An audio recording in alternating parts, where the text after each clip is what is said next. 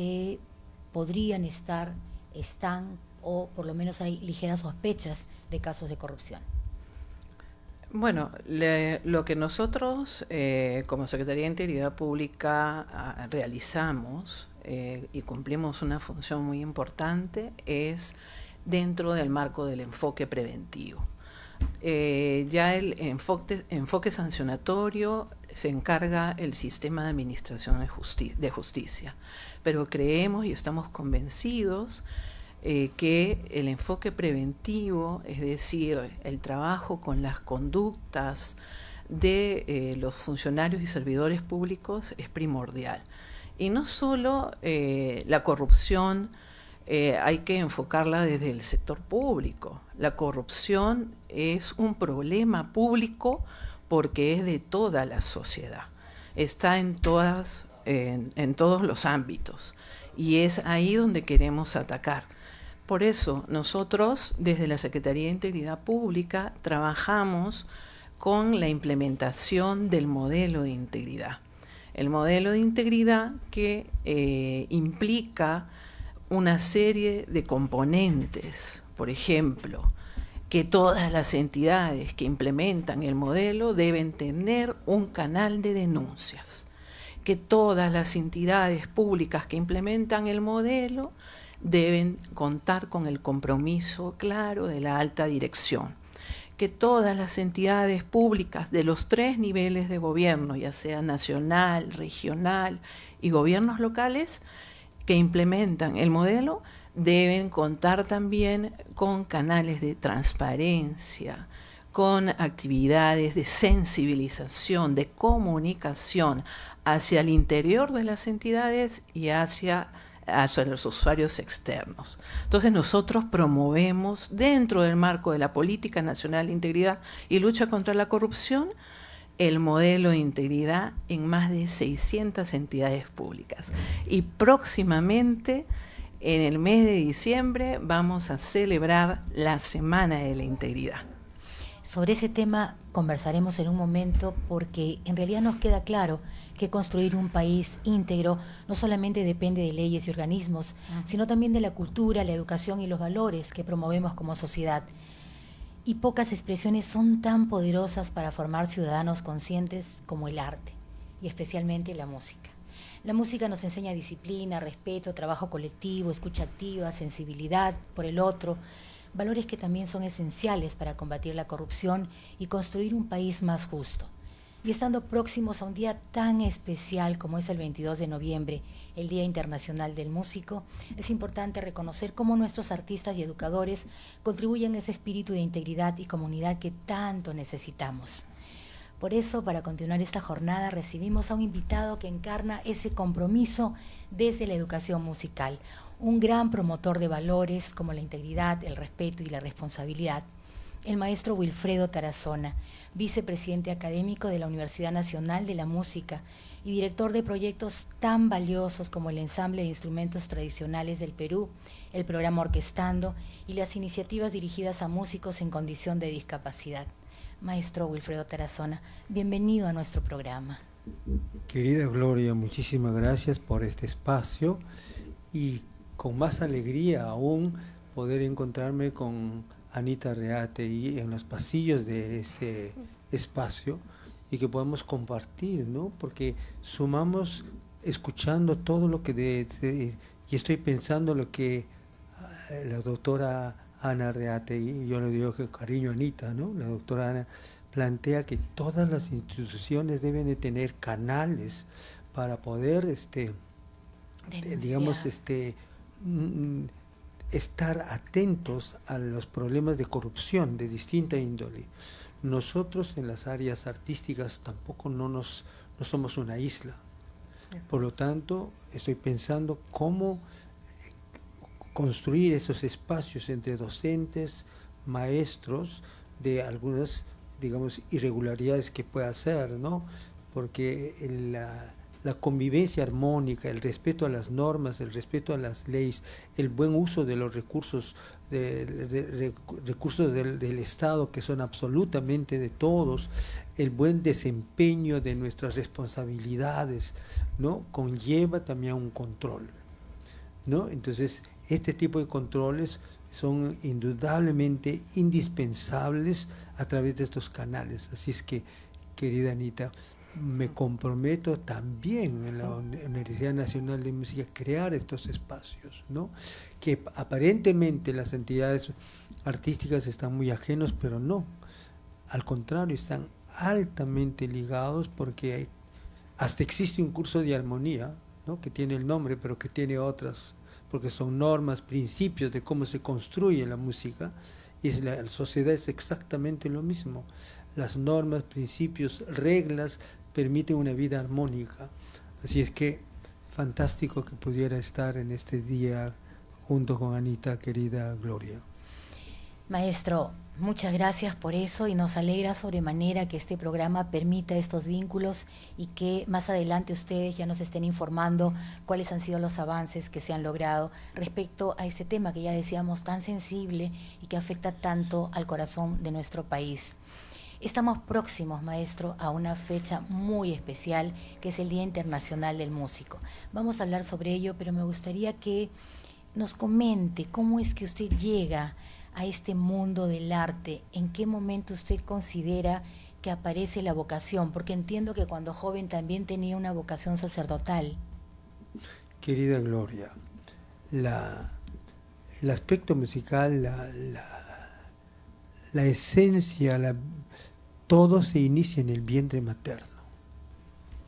O sea, una de las disciplinas o uno de los saberes, de los conocimientos humanos, la música, empieza desde antes que uno nazca, en el vientre materno. Ustedes han sido mamás y el momento de escuchar la voz de ustedes, que lo perciben, el niño o la niña que está en su vientre, siempre hay una reacción a la voz, una reacción al canto, una reacción al movimiento, una reacción al ritmo.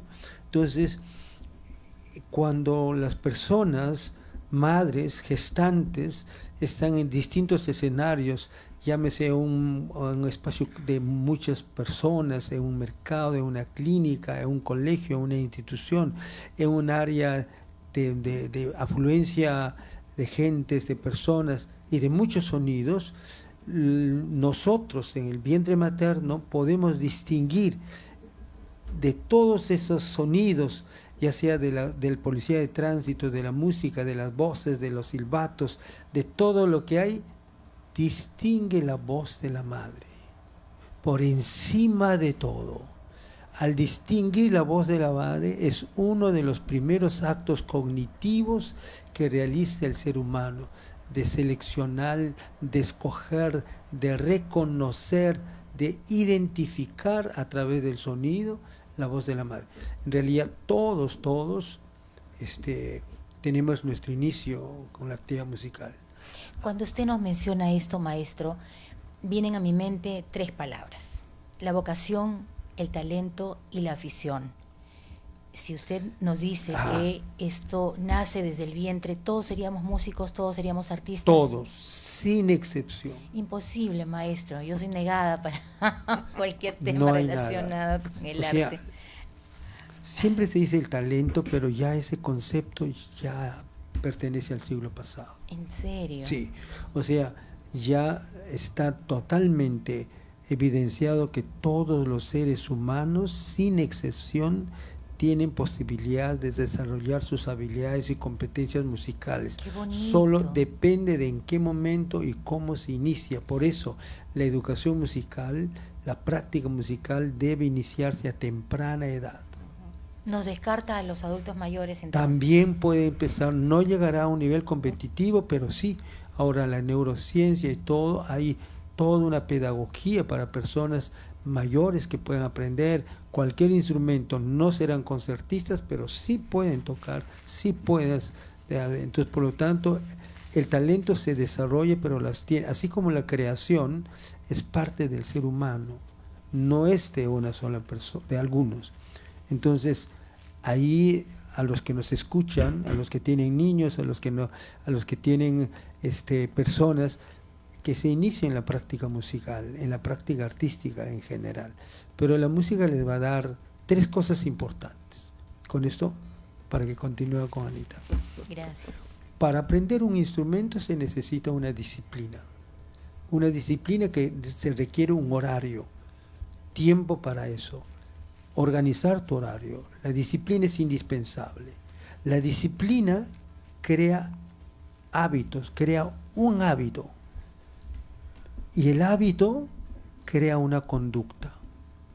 Entonces nosotros también tenemos 3 escenarios importantes. Disciplina para cualquier actividad humana, pero sobre todo para el aprendizaje instrumental. Esta disciplina va a crear un hábito, y ese hábito crea una conducta. Ahí es que es muy importante la actividad musical, ¿no? Entonces, por eso esto es posible. Suzuki decía, paso a paso, todo es posible. Y en la música se da. Qué buen pensamiento. Es cierto, ¿para qué nos aceleramos? ¿Para qué nos supuesto. presionamos? ¿Para qué nos estresamos más cuando lo que se hacer puede lograr? Paso a paso. Va de poquito a Todo a poquito. última hora, todo corriendo, todo. A veces nuestras entidades del Estado, lo digo, todo es para ayer, pero todo está apretado, todo está ahí, y sale todo así a las justas, se cumple con los objetivos, pero no se cumple realmente con el resultado que debiera ser.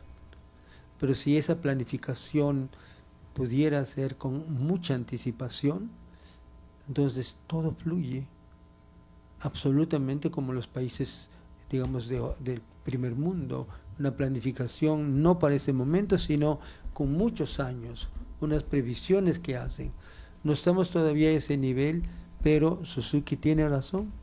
Paso a paso todo es posible, sin saltar etapas, en orden.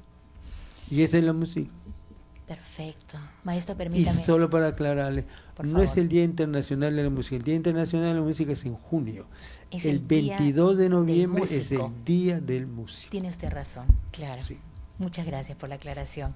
Bueno, vamos a continuar con la doctora Reátegui, pero si bien es cierto, nos interesa sobremanera el tema de esta actividad que se va a desarrollar en diciembre. Antes de ello, si me permite, doctora, ¿cómo es que usted llega a involucrarse al tema de la música y de qué manera contribuye a su vida personal y profesional? Bueno, muchas gracias por esa pregunta, Gloria. Para mí ha sido realmente una linda sorpresa encontrarme con Wilfredo Tarazona en los pasillos de este set. Y efectivamente, nosotros hemos estudiado juntos música en el Conservatorio Nacional, en el ex Conservatorio Nacional de Música. Cuando yo era niña, Así es, por supuesto. ingresé a los 11 años, porque ya presentaba condiciones musicales desde chica. ¿Qué tipo de instrumentos Como es el bien que le motivaba? indica, sí, como bien indica Wilfredo, desde el vientre de la madre, ¿no? Mi mamá siempre cantaba. Mi mami cantaba y era maestra de un colegio público, pero en sus ratos libres le gustaba cantar, cantaba en la casa y de hecho cuando estaba embarazada de mí, ha cantado, ¿no? Cantaba siempre.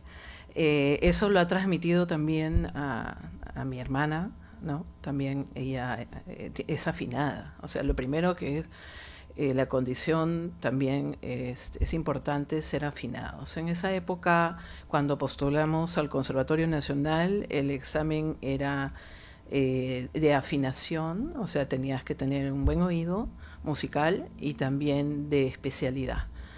Así es que habían compañeros o postulantes al conservatorio que postulaban a las diferentes especialidades con piezas musicales. Lamentablemente yo no tenía un piano en casa, no tenía un instrumento musical en casa, entonces postulé cantando, entonando notas musicales que el maestro Figue, que era parte del jurado, violinista, me tomó, ¿no? Examen. Y así nace mi vocación musical, primero en casa, por mi madre, que cantaba siempre y nos hacía cantar, y luego en el colegio. En mi colegio se fomentaba mucho la cultura musical. Qué importantes esos espacios. Sí, muy importante, y eso, como bien decía Wilfredo, nos da disciplina, nos da responsabilidad, nos da mucha sensibilidad humana, ¿no? La música es el lenguaje universal, dicen. Efectivamente, a través de la música hemos podido cantar en escenarios, en dar clases a los colegios públicos. Yo fui miembro del coro de niños del Conservatorio Nacional de Música en sus inicios. Así es que tuve esa oportunidad de cantar en público desde muy chica. Y posteriormente, ya grande, también en las orquestas, ¿no? Las orquestas del conservatorio, y cantar también como solista. Luego, en el tema del sector público, el año pasado celebramos la Semana de la Integridad, y Wilfredo Tarazona nos brindó un lindo concierto con la Orquesta de Jóvenes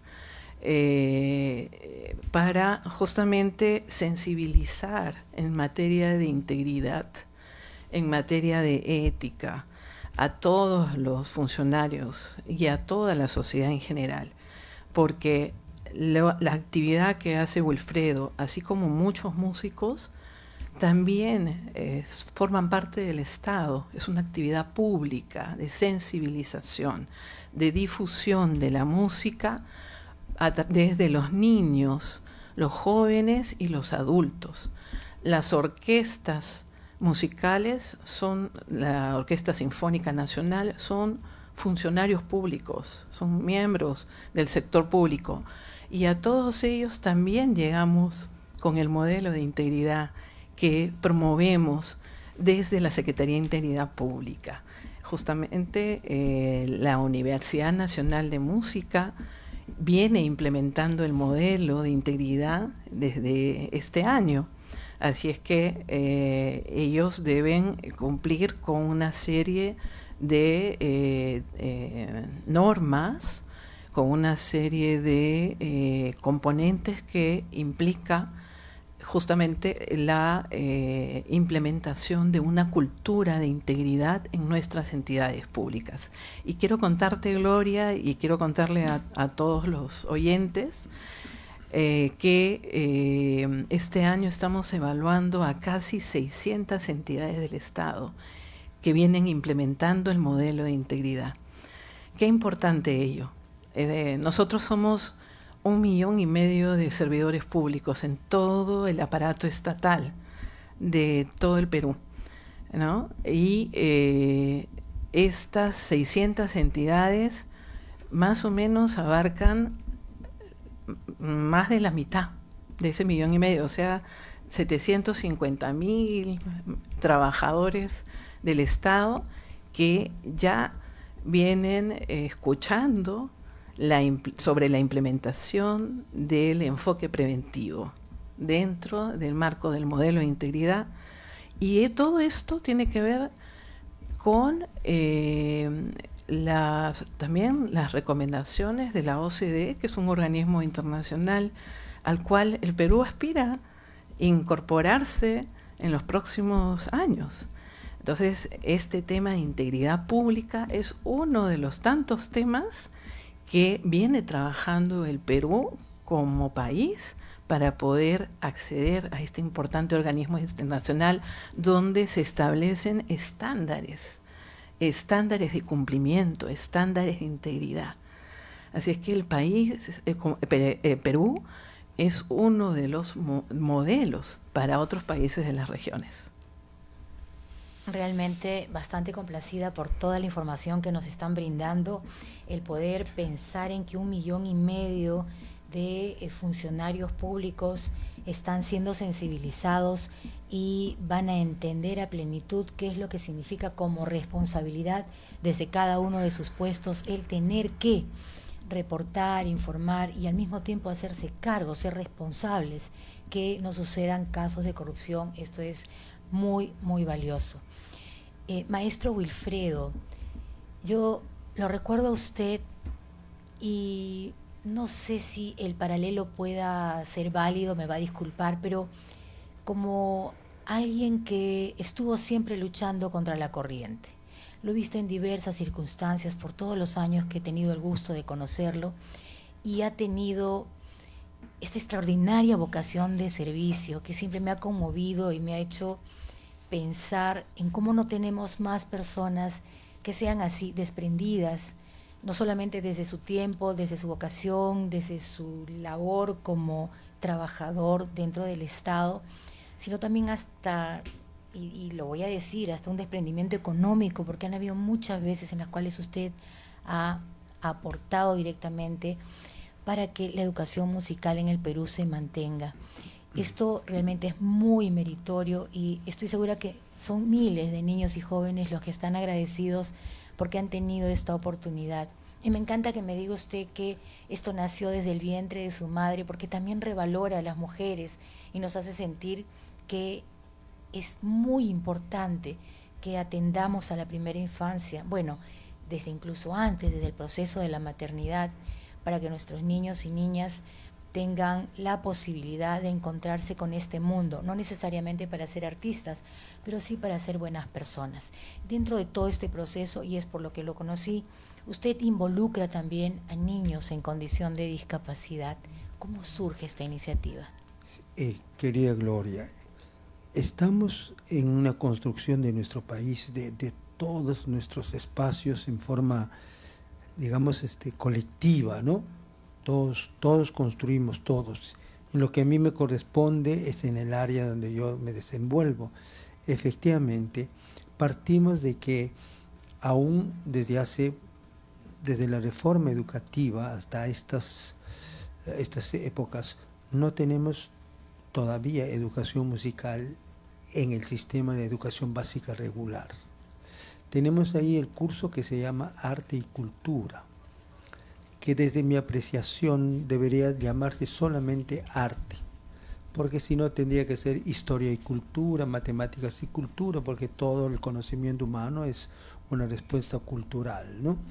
Entonces, al no tener educación musical propiamente en nuestras instituciones públicas y privadas del sistema de educación básica regular, ya marca un escenario complicado para las prácticas musicales que tendrían que ser adaptadas por instituciones que conociendo la importancia, plantean digamos, las distintas formas, talleres, contratan maestros, etcétera, etcétera, pero como una decisión institucional, no como una decisión, digamos, de que el sistema lo permite. En esa medida, estos espacios que se ha generado con Orquestando y con otras, Sinfonía por el Perú, los movimientos que hay en el norte del país, en el sur del país, es justo para llenar. ¿Dónde aprende música? ¿Dónde aprende un instrumento? Se tiene que tomar a un maestro privado, como lo han hecho muchísimos. Pero sí, digamos, nuestro sistema debiera generar para que todos nuestros niños tengan acceso a la música y puedan formarse estos hábitos del cual hablamos. Efectivamente, en esa medida, desde a comienzos de este siglo hemos trabajado formando la primera orquesta, etcétera, etcétera, incluyendo a nuestros niños y jóvenes con habilidades diferentes, ¿no? Tu propio pequeño, que ahora ya es grande, ha sido parte de ella.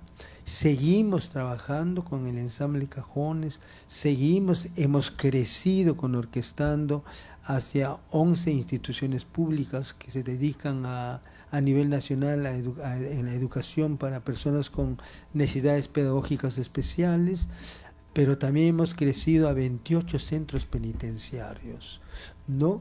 Justamente Aníbal, que debería estar para que nos hable eso, se trabaja con las personas privadas de libertad y con las personas que no tienen acceso, que son por distintas formas. Entonces, sí es un trabajo fuerte, pero muy, ¿cómo diría? Cuando yo me encuentro con ellos, es como una caricia al alma, ¿no?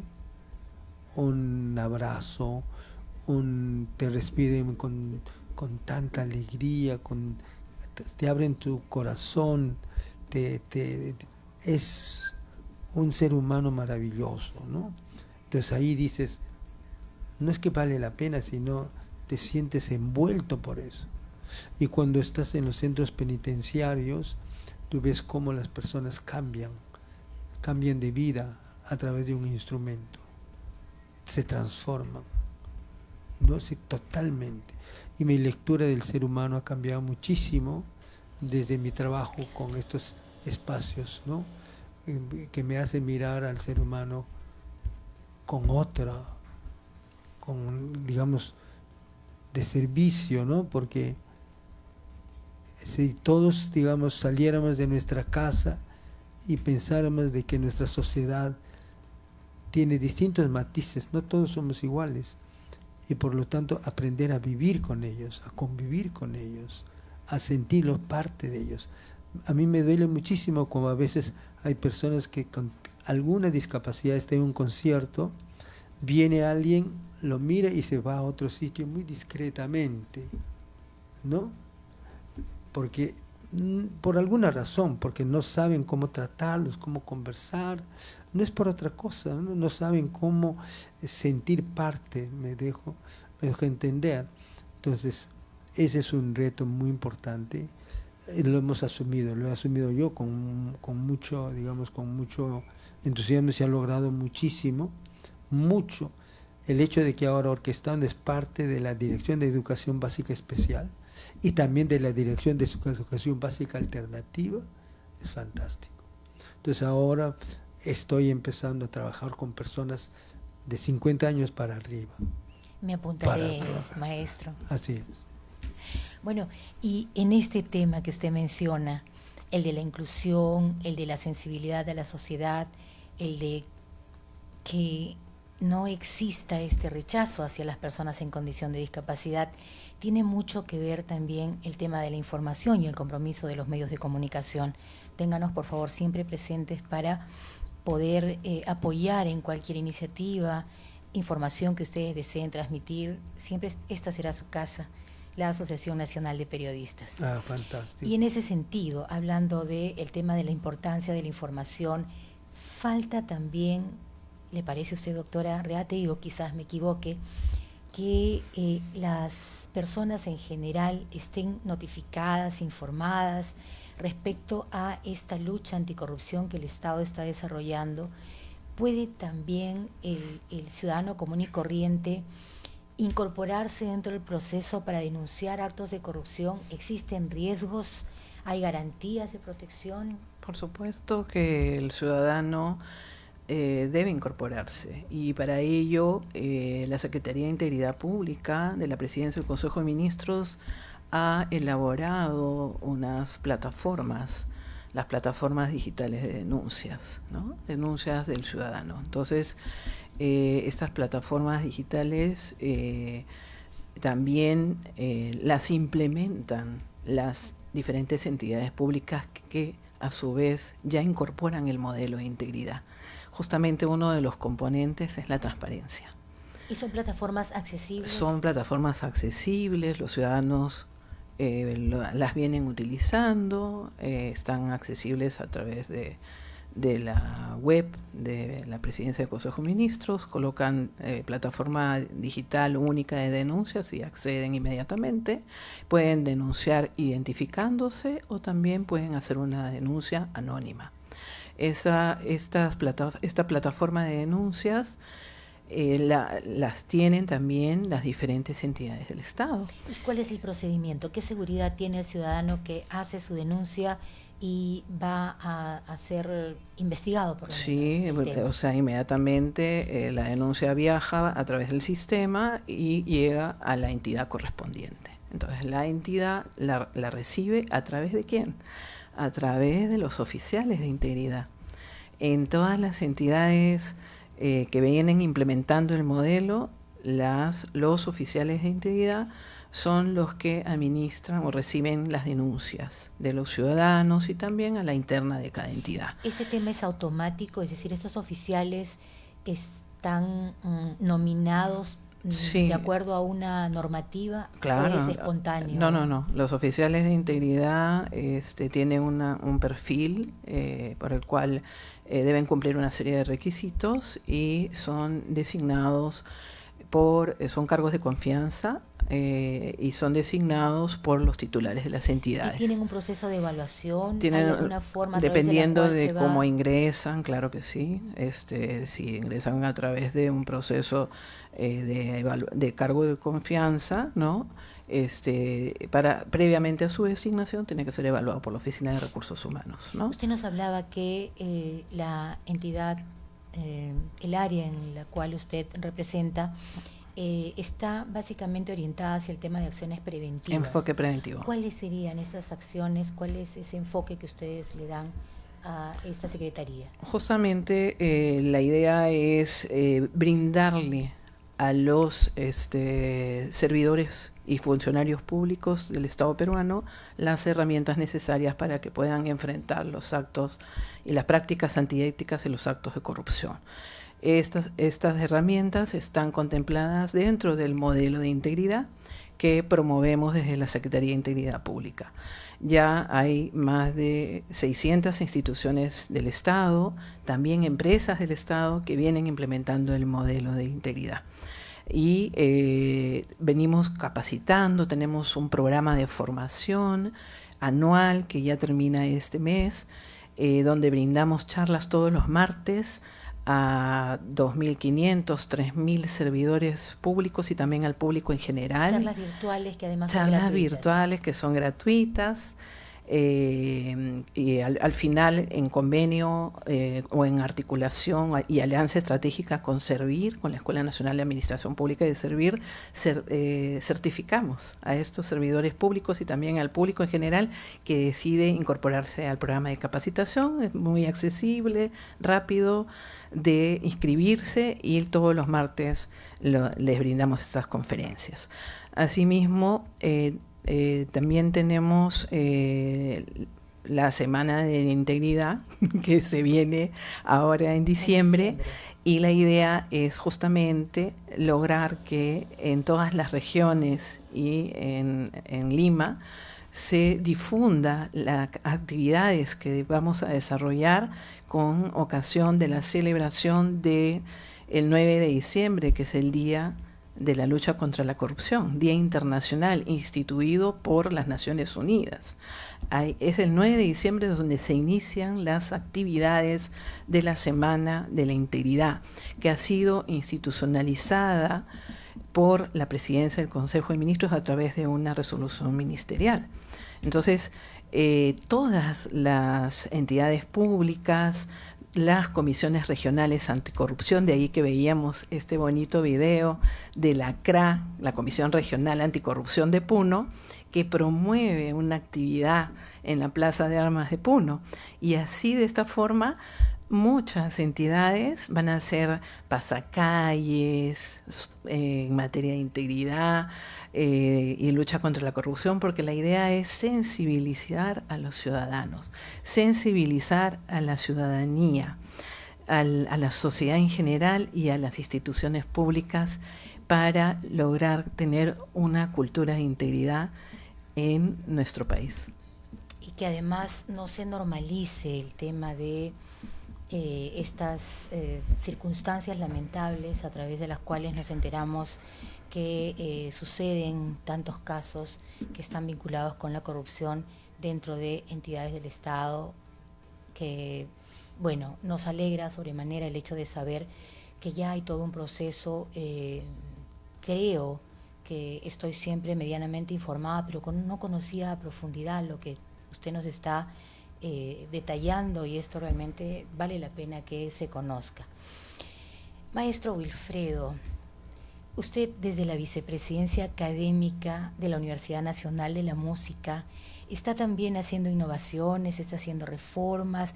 ¿Qué es lo que tiene previsto como nuevas necesidades artísticas y educativas para este espacio tan importante? Digamos, lo más urgente es tener el licenciamiento como Universidad Nacional de Música. No puedo decirles porque todavía no es oficial, pero estoy seguro que ya lo hemos conseguido, ¿no? Y lo vamos a festejar así con bombos y platillos, porque hemos esperado 117 años que tiene la universidad. Entonces hay toda una propuesta, un modelo educativo aprobado, ¿no?, por la SUNEDU. Y quiero anunciar también, aprovechando, querida Gloria, nuestro proceso de admisión. Nuestro proceso de admisión se inicia la primera semana de enero. Los exámenes se dan la última semana de enero más la primera semana de febrero para tener a nuestros estudiantes listos en el mes de marzo. ¿Cuáles son los requisitos? Nosotros tenemos 3 niveles: la sección superior, la sección posescolar y la sección escolar. A partir de los 6 años, ¿no? 9 años pueden postular a la sección escolar dependiendo de la edad, ¿no? Y luego tenemos la universidad, en este caso ya si fuésemos licenciados, ¿no?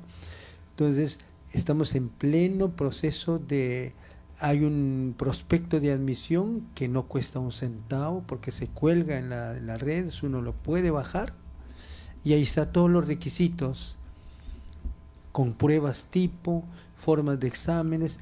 Luego el domingo 30, por ejemplo, vamos a hacer una charla vocacional en nuestros locales: Emancipación 180, en Camaná 566, Carabaya 421, todo el domingo en la mañana para todas las personas que desean postular a las distintas especialidades y distintas secciones. Vamos a tener maestros, estudiantes dando la información para este examen de ingreso 2026. Entonces estamos en pleno proceso. El prospecto debe salir la próxima semana. Está listo, solo requiere las palabras del nuevo presidente de la comisión organizadora. De madera, instrumentos de cuerda, tenemos cuerdas, madera, violines, violas, chelos, contrabajos, pero también está guitarra, está arpa, ¿no?, que son instrumentos de cuerdas, y los instrumentos vientos de metal tenemos trompeta, trombón, corno, tuba, y los de madera, flauta, clarinete, oboe, fagot, saxo, ¿no?, tenemos canto, dirección coral, dirección instrumental, investigación, composición, que son todas esas propuestas, esta oferta pedagógica que nosotros tenemos actualmente en la universidad. Cubrimos flauta dulce también, cubrimos con todas las especialidades, ¿no? ¿Cuál es la aspiración, maestro, cuando usted me dice que reciben a niños desde los 9 años? ¿Qué esperan de ellos? Como señalaba al comienzo de nuestro diálogo, que la educación musical empieza desde el vientre materno, y en especial la formación con un educador musical, digamos, a temprana edad, porque está muy ligado al desarrollo fisiológico. Ya no las competencias y las habilidades físicas se consiguen paralelo al desarrollo, durante ese proceso de crecimiento de las personas. Entonces, si alguien va a empezar el piano, el violín, para postular a la universidad terminando el colegio, no es verdad, no lo podría hacer, se engañaría, decía, no se puede, se tiene que empezar previamente. Entonces, por eso tenemos unas escuelas y estamos luchando para conseguir que esa escuela preparatoria, la sección preparatoria, se mantenga, si sale la licencia universitaria, que sea parte de nuestro, porque durante 117 años lo ha sido, ¿no? Entonces, ahí, digamos, cuando usted me dice cuál es el objetivo, quisiéramos que nuestros estudiantes puedan tener, yo siempre digo, ¿cuántos años tienes? 16. Piensa qué cosa está tocando un estudiante de 16 años en Madrid, en Tokio, en Buenos Aires, en Nueva York, en Washington, donde sea, porque cuando salen tienen que competir con ellos. Ahí no puede decir, mira que en Perú, que las huelgas, que yo no. Ahí hay que tocar y hay que prepararse para eso.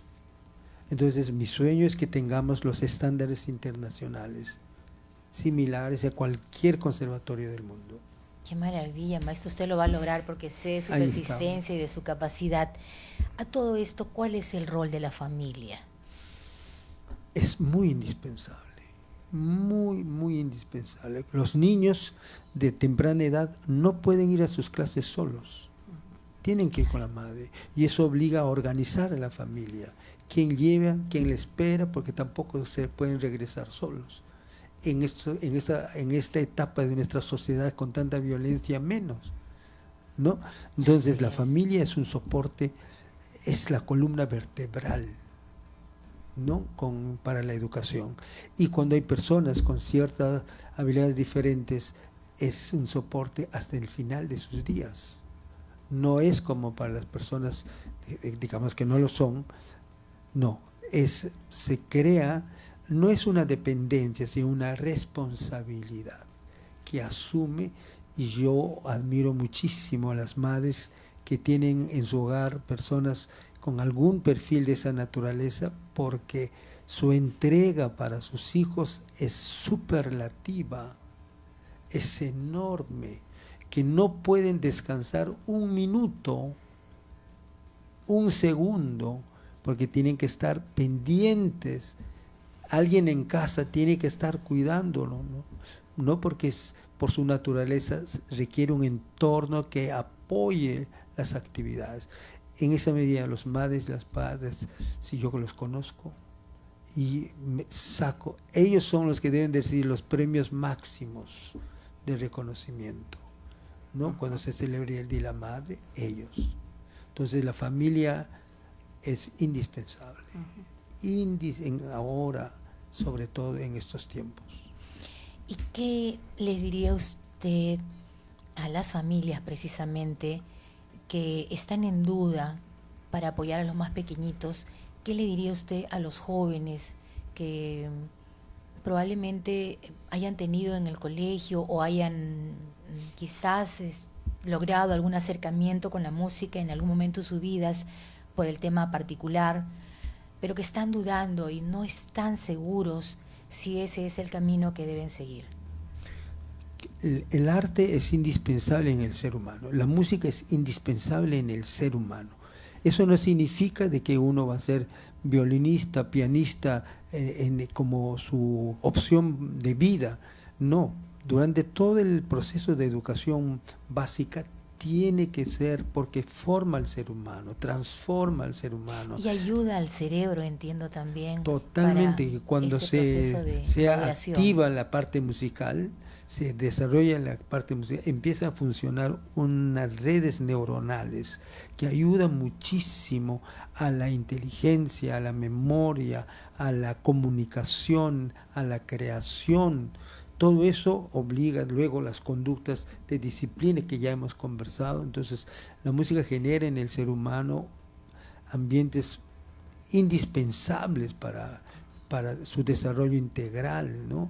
Entonces, eso es fundamental. Entonces, nuestras familias no deben de tener miedo. No es que van a ser violinistas o no. Optarán algunas cosas, pero la música le da un soporte. Lo que dice Anita, me ha encantado que ha repetido con mucha precisión esa sensibilidad para entender a las otras personas y comprender. Y está utilizando el mismo término cuando hace todo este trabajo para los procesos de integridad, ¿no? La sensibilización, y el arte es un modelo único para sensibilizar a las personas, y la música, por supuesto, también. La doctora Reategui, con este proceso que ha llevado, que nos comentaba respecto a esta experiencia tan vívida relacionada con el arte, me parece a mí que no debe ser muy fácil ingresar a la presidencia del Consejo de Ministros, tener el cargo que ella actualmente ejerce, pero además también ha tenido otras responsabilidades en otros ministerios, en otros espacios públicos de relevancia. ¿Qué rol jugó, a ver, desde lo más íntimo, desde lo más personal, el haber llevado este camino, doctora? El haber llevado este camino cercano al arte. Fundamental. La formación musical me abrió las puertas para poder comunicarme con las personas ya en mi desarrollo profesional. Cuando desarrollamos desde niños esta sensibilidad por el arte, de comunicarnos con el prójimo, con personas de diferentes condiciones sociales, ayuda a tener un lenguaje único y llegar a cada uno de ellos a través de la música. En el coro de niños del Conservatorio Nacional de Música cantábamos en todos los idiomas. Como dice Wilfredo, es la oportunidad para aprender música en la niñez, porque ¿cómo puedes imaginarte o entender tú que niños de diferentes condiciones sociales, que integrábamos el coro de niños, de más de 60 niños, habláramos en inglés o cantáramos en inglés, cantáramos en alemán, cantáramos en portugués y en diferentes idiomas, gracias a la música, ¿ya? Y esta formación musical que fue a lo largo de mi niñez y mi juventud hasta los 17 años, más o menos, que ya pasé a postular a la universidad y me tuve que enfrentar con mi padre, porque le dije: papi, me gustaría seguir la música. Me dijo: no, hija, te vas a morir de hambre. Sigue una carrera. Ese es un término lamentablemente, que se repite frecuentemente. Sí, lamentablemente mi carrera musical se truncó por obedecer, ¿no?, en ese momento a mi papá, y postulé a la universidad y seguí la carrera de Derecho. Luego ya no pude seguir la música por la exigencia de la carrera del Derecho. Qué pena, hubiera continuado mis estudios de canto. Empecé con violín en formación artística temprana desde los 11 años, y cuando pasé a secundaria y parte de la universidad, los primeros años, estuve en canto, pero ya no pude continuar. Entonces, la música me abrió las puertas para mi desarrollo profesional. Y esto cómo se manifiesta con la facilidad para hablar en público, con la seguridad que se requiere para sustentar algún informe, ¿no? En reuniones con diversas funcionarios de diferentes entidades. Nosotros, los funcionarios públicos, interactuamos bastante, tanto a nivel de instituciones públicas y también cuando tienes que representar al Perú en el extranjero. Nosotros también tenemos que representar al Perú en el extranjero, o recibir también funcionarios públicos del extranjero, ¿no? Así es que todas esas facilidades te lo da el arte, te lo da la música, y ha servido muchísimo para mi formación. Así es que yo desde aquí puedo dar fe de que lo que está diciendo el maestro Wilfredo Tarazona es cierto. Y reconocer tremendamente la labor y el apoyo de los padres de familia. Sin mi mamá yo no hubiera podido lograr, que en paz descanse, yo no hubiera podido lograr ir a las clases todos los días de teoría musical, de historia musical, porque no solo es el instrumento musical, en este caso, sino que es toda una base que te complementa. Tienes que aprender a solfear las notas, a leerlas y a cantarlas. Tienes que aprender la historia de los grandes músicos, tanto extranjeros como peruanos. Tienes una serie de estudios que complementan tu formación, no solo es el instrumento musical. Y al instrumento musical o a la especialidad que postules, por ejemplo, en mi caso el canto, y inicialmente el violín, tenía que dedicarle horas de estudio. Yo estudiaba, venía del colegio a mi casa, almorzaba, e inmediatamente tenía que hacer las prácticas del violín. Era mínimo, es una hora diaria, pero puedes hacer 2, 3, 4 horas diarias de instrumento musical o de especialidad vocal, de canto. Entonces hay una dedicación importantísima por parte del estudiante de música, del alumno o la alumna de música, y una dedicación en los estudios de teoría musical, de solfeo, de historia, de composición. Es muy importante la formación musical y yo soy testigo de ella. Gracias por compartirlo. Ya estamos en los minutos finales. Maestro Wilfredo, sus palabras para cerrar el programa, por favor. Agradecer este espacio. Nada es casual. Siempre es providencial.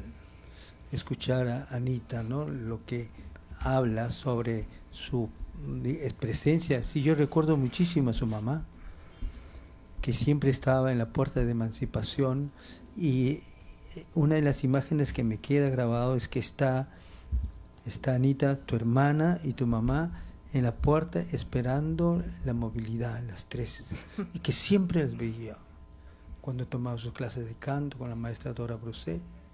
Entonces, y ella ha descrito exactamente lo que la música hace en el ser humano. Entonces, gracias por invitarnos y gracias por coincidir.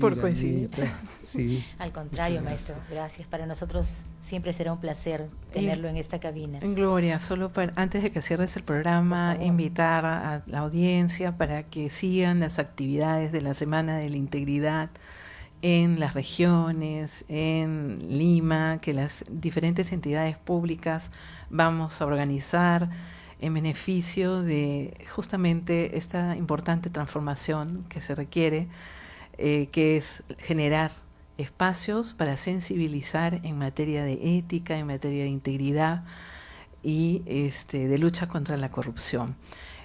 Nuestra dirección en redes sociales es www.gov.pe/Semana Integridad 2025.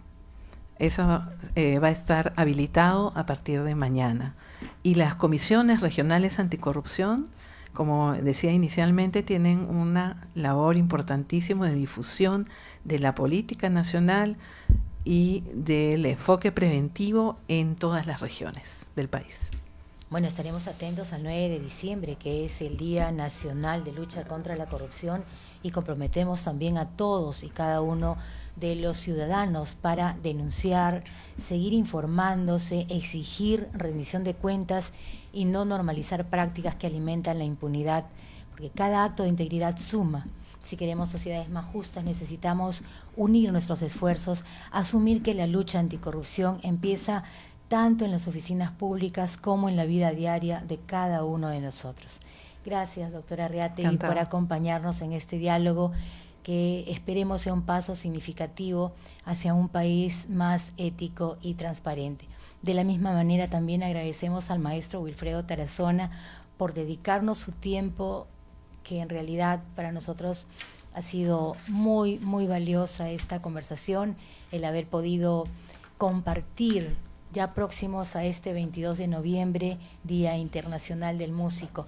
Nuestro saludo a los maestros, a los estudiantes, a los músicos y a las familias que van a celebrar esta fecha. Nuestro reconocimiento, maestro, por sostener esta labor que inspira, que incluye y que abre caminos. Feliz Día del Músico, anticipadamente. Lo mismo a su hijo, que toque su flauta, que siga tocando su flauta. Saludos por su día también. Muchas gracias, maestro. Y de esta manera culminamos nuestra edición de hoy, miércoles 19 de noviembre, siempre agradeciendo la acogida de nuestra casa, la Asociación Nacional de Periodistas. con la producción de Efraín Jesús Gómez, el apoyo de Christopher Dávalos en la parte técnica y la asistencia de Eric Céspedes.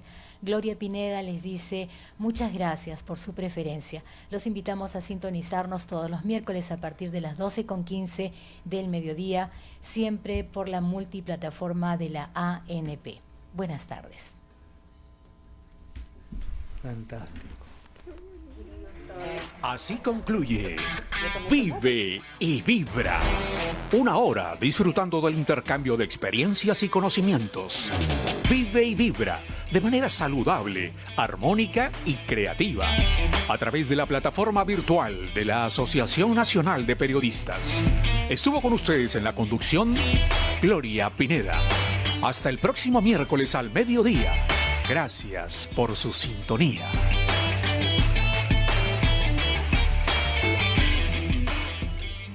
ANP Radio, la voz vibrante del Perú.